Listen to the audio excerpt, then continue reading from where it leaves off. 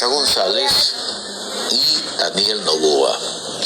Es decir, miren ustedes cómo este 15 de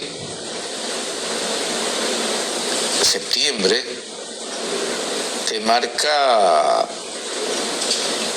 una fecha importante, muy importante, que realmente manejamos un proceso muy interesante. Doy la cordial bienvenida a un distinguido personaje que estará con nosotros en próximas horas aquí en la provincia a mantener una agenda muy importante. Estoy hablando de la ministra anticorrupción que visitará nuestra provincia. Muy buenos días, un placer saludarla. ¿Cómo le va? Buenos días, un saludo a todos los radioescuchas y muchas gracias por la invitación. La veo que está viajando por eso ya, ¿no? Sí, estoy viajando hacia otro medio de comunicación después de esto. Magnífico. Oye, dígame, ¿y cuál es la agenda? ¿Qué es lo que usted viene a hacer acá a nuestra provincia de Santa Elena? Sí, muchas gracias por su pregunta. De hecho, parte de nuestro importante trabajo es llevar a territorio lo que estamos haciendo. Ya estuvimos en la provincia de Chimborazo, estuvimos en Pastaza, estuvimos en Tungurahua y ahora estamos en el Guayas y luego nos dirigiremos a la provincia de Santa Elena precisamente para trabajar con el Ejecutivo desconcentrado, con las autoridades del gobierno nacional y obviamente demás ciudadanos que se sumen, precisamente para dar a conocer qué es lo que estamos haciendo. Y precisamente la Secretaría Anticorrupción, su trabajo principal es educación y prevención. Y dentro del ámbito de la prevención, nosotros hemos lanzado una aplicación que se conoce o se llama el Corruptómetro. Y esa aplicación permite que ciudadanos, medios de comunicación, propios funcionarios públicos, gremios, etcétera, puedan poner o denunciar o alertar de alertas tempranas de corrupción o de presuntos actos de corrupción en las distintas instituciones públicas para que esta Secretaría, dentro de sus competencias, las investigue y las prevenga. ¿A qué me refiero con las prevenga? Si es que los presuntos hechos de corrupción no se han consumado o cometido, nuestro trabajo está en firme allí. En el momento en que los actos de corrupción, sea en temas de contratación pública o en otros hechos que podrían derivarse de presuntos actos de corrupción, se cometen, empieza el trabajo de las autoridades judiciales, de la Fiscalía y de la Contraloría, por supuesto, ¿no? Entonces, esa es parte de nuestro trabajo, además de la prevención. ¿Sabe usted que nosotros hemos formado a casi 10.000 funcionarios públicos en ética e integridad pública? Todo eso queremos comentarle hoy a las 3:30 de la tarde a los funcionarios del Ejecutivo desconcentrado y los demás ciudadanos que quieran sumarse a esta reunión. Abogada, usted como secretaria pública anticorrupción de la Secretaría Política que maneja este tema, este tema es un tema en que el país, por donde uno transita, no digo que se vuelva la corrupción, pero lamentablemente una de las graves realidades que vive el país. La política que ustedes tienen de prevención, ¿hasta dónde llega? ¿Ustedes recomiendan, hacen la denuncia, investigan el tema? La parte final queda en manos de Contraloría, de los jueces. Pero ¿hasta dónde llegan ustedes como entidad ya podría hacerse sancionador en un momento dado de un hecho probado? Gracias por su pregunta, porque a veces esta interrogante que usted plantea queda un poco en el aire o quizás la ciudadanía no conoce. Y precisamente nuestro trabajo existe o ocurre cuando hay alertas tempranas. ¿A qué me refiero? Le voy a poner un hecho, quizás en los temas de contratación pública, que es donde más alertas o riesgos de corrupción pueden haber.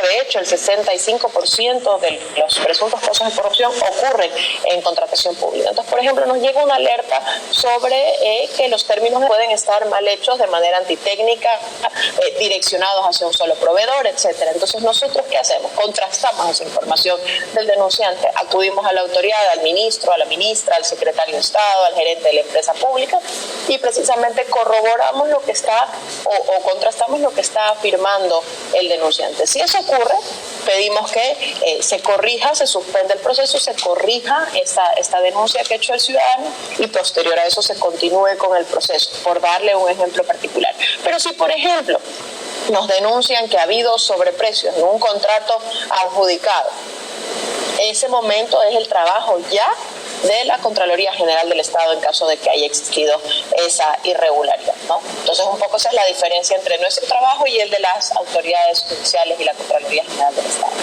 Abogada, el problema radica en que no todos los ciudadanos tenemos la paciencia ni la acuciosidad de ponernos a revisar el portal de compras públicas para ver los procesos que son públicos, que uno los puede ver tranquilamente en línea. Sin embargo, son los propios interesados, contratistas, gente que hace las ofertas, que se sienten perjudicadas, los primeros en denunciar o en reclamar, porque ese es el proceso realmente. Porque el ciudadano común no es que no le importe, sino que se le hace más complicado ver que el término de referencia, que los pliegos aparte, que hay que imprimirlos o verlos, y un montón de situaciones que se generan dentro de una propuesta, la misma garantía, es tantas cosas que tiene un proceso de este tipo que al ciudadano común no se le hace muy sencillo, muy fácil el tema. Entonces el círculo como que es un poco cerrado, porque son los mismos interesados los que al final del día son los denunciantes, abogada. Nos pasa más común de lo que se cree. De hecho, cuando estuve en la Asamblea Nacional como vicepresidente de fiscalización nos ocurría lo mismo. Eran las partes interesadas que no salieron normalmente favorecidas en un proceso de contratación pública las que alertaban o denunciaban presuntos actos, y lo mismo ocurre en esos momentos. Y no digo que las partes interesadas no puedan tener, por supuesto que tienen un legítimo interés, y en muchos casos a veces pueden tener hasta razón de los temas que alertan o que denuncian. Sin embargo, creo que sí demanda un poco de trabajo de la ciudadanía más activa. Y le pongo un ejemplo muy puntual. Esta famosa aplicación del corruptómetro es una aplicación que no la desarrollamos nosotros, es una aplicación que la hizo la ciudadanía, la sociedad civil organizada. En este caso era el señor José Luis Ojeda de la Fundación CAGE, ubicado en la ciudad de Loja. ¿Y qué hicimos? En vez de tomarnos todo el tiempo que lastimosamente la burocracia te toma en precisamente crear una aplicación, porque nuestro trabajo tenía que ser para ayer, nos aliamos con la sociedad civil, con ciudadanos organizados, y tenemos hoy una aplicación de alcance nacional, de alcance no solo gubernamental, llega a gas, llega a parroquiales, etcétera, que nos permite alertar estos temas. Entonces, si bien yo comprendo lo que usted menciona, que el tema es a veces un poquito engorroso, demasiado técnico, etcétera, nosotros también hacemos un trabajo por la ciudadanía, que es tener este monitoreo, sobre todo en medios de comunicación y en redes sociales, donde puedan haber estas alertas que nos permitan nosotros en algunos casos, no digo trabajar de oficio, pero solicitar información a las instituciones públicas sobre estas alertas que están dando, sobre todo los medios de comunicación, que en gran parte también hacen ese trabajo conglomerado que tiene que hacer la ciudadanía organizada. Porque hay un tema que sí quiero recalcar, ¿no? En este momento yo soy funcionaria pública, pero hasta hace 2 años y medio no lo era, y en pocos meses dejaré de serlo. Y creo que cada dólar que se va en corrupción, en un soborno, en una coima, en una extorsión, en un sobreprecio, etcétera, es un dólar menos para la educación de nuestros niños, para la salud de nuestros pacientes, para la jubilación de nuestros ancianos. Y creo que parte de ser ciudadanos activos no es solamente quejarnos de los políticos de siempre o de la corrupción, sino también poner un poco de parte y, por un lado, capacitarnos, educarnos, formarnos, pero por otro lado también hacer las alertas tempranas para que nuestros recursos, porque no son del gobierno, son de los ciudadanos, sean cuidados y sean invertidos de buena manera. Usted es secretaria de la política de anticorrupción, pero su rango es de ministra en este momento, o sea, usted está cumpliendo una función muy importante dentro del país. ¿Quiénes son los llamados a luchar y a fiscalizar la corrupción? La Contraloría General del Estado, los distinguidos asambleístas, que son los fiscalizadores de un gobierno, de las entidades públicas, y los concejales a través de un gobierno autónomo descentralizado. Pero, estimada ministra, eso no se ve. no se ve, o sea, realmente usted entra a una sesión de consejo y tiene lamentablemente 7 o 9 concejales donde hay una mayoría y los procesos de fiscalización ni normados están en algunos gobiernos autónomos centralizados. Distinto en la asamblea donde están normados, pero al final del día son plazos y plazos y plazos que cumplirse, que 15 días, que la insistencia, que otra vez el presidente de la asamblea y le manda a la autoridad, y entonces la información no tiene el acceso adecuado. Acabo de abrir el corruptómetro, me lo acabo de instalar en el teléfono en este momento, muy rápido, funcionó bien. ¿Y cómo lo utiliza? Usted que tiene la práctica en ello, pero más que nada, ¿cómo fortalecemos para que esos concejales o asambleístas cumplan con su labor fiscalizadora y realmente haya una lucha en contra de la corrupción, ministra? De hecho, tengo en mis redes sociales en general y he enviado a algunos medios de comunicación este video donde hago un pequeño tutorial de cómo funciona. Usted ingresa ahí, va a la parte de la provincia y ahí se le despliegan a la provincia, a la ciudad se le despliegan todas las autoridades que usted considere que puede hacer una alerta temprana, y luego de eso se le da un cuadro donde usted puede describir cómo conoció el hecho, cómo conoció la alerta temprana de algún tema de corrupción.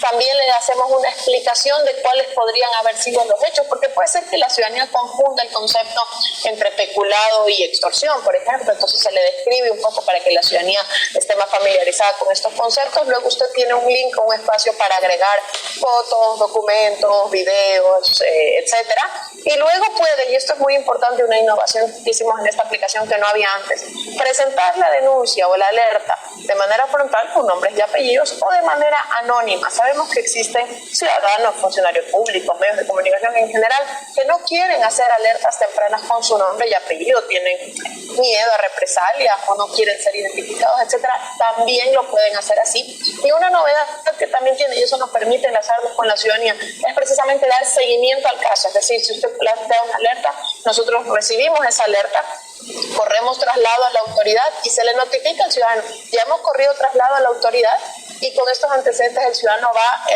informándose de cómo avanza el proceso. Por ejemplo, ya tenemos procesos que han sido relativamente resueltos o cerrados. ¿Y a qué me refiero con eso? Ya hemos contrastado la información con el ciudadano en muchos casos se ha reunido con la autoridad competente, y en algunos casos, cuando por ejemplo el hecho, como dije, no se ha consumado, etcétera, han llegado alguna corrección sobre algún hecho o alguna aclaración sobre algún hecho que no estaba precisamente transparente o claro, etcétera, y cerramos los casos. Creo que, y ahí cuando usted hacía la consulta se quedan en plazos y los procesos de fiscalización, sobre todo de los señores concejales y asambleístas, no están tan claros o no se ven resultados. Ahí viene el trabajo activo de la ciudadanía. Primero, de darle el voto en las urnas, y segundo, de pedirle cuentas a su concejal, su asambleísta de su provincia o nacional, que le rinda cuentas sobre su trabajo, porque nuestro trabajo como ciudadanos activos no es solamente ir a las urnas, es exigir que se les rinda cuentas del trabajo. Yo recuerdo al menos de nuestros colegas asambleístas provinciales, y por supuesto yo que fui asambleísta nacional, teníamos constantemente visitas de ciudadanos que nos decían: mire, sobre este tema está ocurriendo esto, por favor, necesitamos que fiscalicen, necesitamos que hagan este trabajo, etcétera. Y el trabajo se hacía, ¿no? Cumpliendo los plazos, cumpliendo los procesos legales, pero tenía que hacerse el trabajo, porque para eso llega uno a un puesto de representación popular, ¿no? Este cuestionario que estoy viendo aquí es muy simple, ¿no? Muy fácil, ¿no? Le permite a usted localizar a qué provincia ocurrió el problema, el cantón, a qué institución se refiere, el lugar, área, unidad, qué tipo de alerta de corrupción, cómo lo detectaste, es una forma también de decirlo, el correo electrónico, y luego hay un espacio donde subir evidencia, ¿no es cierto? Que quizás es lo más difícil, ¿eh? Porque hay veces el ciudadano ve, detecta, mira esto, pero no tiene cómo probarlo, dicen el tema, y nos pasa a muchos, ¿eh? Pero bueno, se mide también un nivel de escala y luego se reporta, sea personalmente o en forma anónima. Ustedes con esa información, le voy a poner un caso así hipotético, de pronto un ciudadano detecta que ve una autoridad que de pronto cambió su estatus de vida. no acorde a su realidad de lo que tienen un sueldo como concejal o como autoridad, ¿no es cierto? Y entonces, de pronto lo vemos ya pues en un vehículo último modelo, sobrevalorado, ahora está en otro nivel. Y entonces el ciudadano dice, bueno, esto no es normal, ¿no? Algo está pasando aquí, algo raro hay, y pone los datos y ahí ustedes que van a la UAFE, generan información hacia otro tema, o no son las denuncias de ese tipo. ¿Qué ámbito pueden ustedes cubrir en este tipo de cosas? Nuestra competencia, que viene dada por decreto y por estatuto, es precisamente dentro del ámbito del Ejecutivo, ¿verdad? Entonces, si es que se hace esta alerta temprana de cualquier funcionario del Ejecutivo, como este caso concreto que usted plantea, por ejemplo, nosotros cruzamos información o solicitamos información con las distintas instituciones del Estado que regulan el tema de los bienes. Pero un tema más importante, y usted me decía, precisamente se planteaba cuando uno ingresa a ser funcionario público, la declaración jurada en la Contraloría General del Estado. Pues enviamos una alerta temprana a la Contraloría General del Estado para que revise precisamente o para que solicite a ese funcionario público una actualización de su declaración jurada de bienes y por supuesto que verifique que eso corresponda con sus ingresos. Y hay un tema adicional que lo estamos haciendo de manera preventiva porque nuestro trabajo, además de investigar, es prevenir.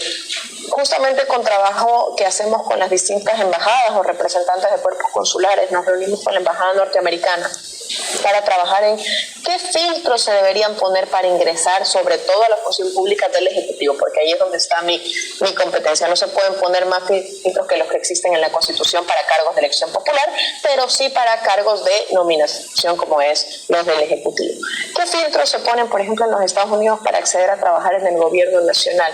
No solamente se pide un currículum y una declaración jurada en la Contraloría, como ocurre aquí en el país. Se pasan muchos filtros adicionales, por ejemplo, de tus ingresos. ¿Cómo tú, si por ejemplo tienes una deuda que supera 5 o 6 veces tu patrimonio, puedes pagar una deuda si es que tus ingresos son 5 veces inferiores a tus deudas? Y puede ser, no digo que lo seas, pero puede ser un potencial sujeto para ser corrompido, digamos así, por un soborno, por una extorsión, por una coima, etcétera, porque tienes muchas deudas y precisamente no las puedes cubrir con tus ingresos. Por ejemplo, ese es uno de los filtros que nosotros estamos proponiendo en un borrador de decreto de política pública para que el señor presidente lo recoja en un decreto final que quede como normativa para acceder a un cargo sobre todo desde el Ejecutivo o permanecer en el cargo. Luego, adicional, la educación, los cursos de ética y prevención que los desarrollamos con el organismo del PNUD, las Naciones Unidas,